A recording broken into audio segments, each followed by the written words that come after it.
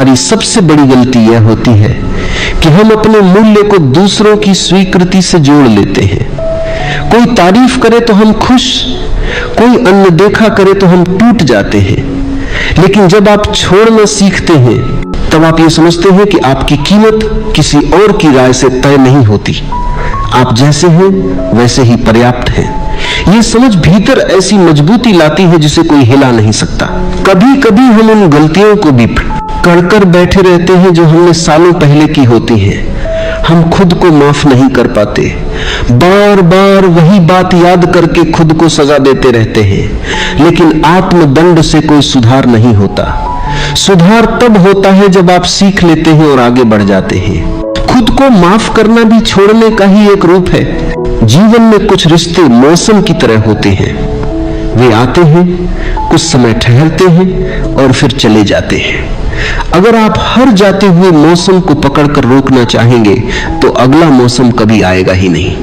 हर रिश्ता हमेशा के लिए नहीं होता, लेकिन हर रिश्ता कुछ न कुछ सिखाने आता है। जब आप यह सीख पकड़ लेते हैं तब व्यक्ति को छोड़ना आसान हो जाता है। छोड़ना सीखने के बाद इंसान अकेला नहीं पड़ता, बल्कि चयनशील हो जाता है। उसे हर भीड़ की जरूरत नहीं रहती। वह कम लोगों में भी पूरा महसूस करता है, क्योंकि अब उसे खुद के साथ रहना आ गया होता है।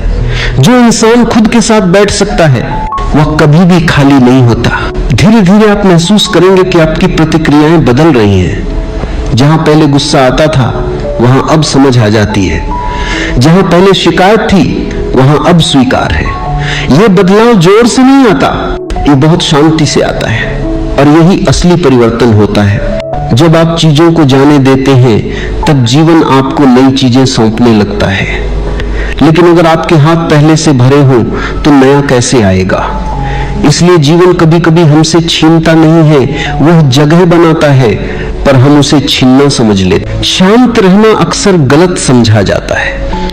बहुत से लोग सोचते हैं कि शांत रहना मतलब चुप रहना, दब जाना या परिस्थितियों से हार मान लेना है। लेकिन वास्तविक शांति इन सब से बिल्कुल अलग है। शांति कोई बाहरी स्थिति नहीं है, बल्कि भीतर की अवस्था है।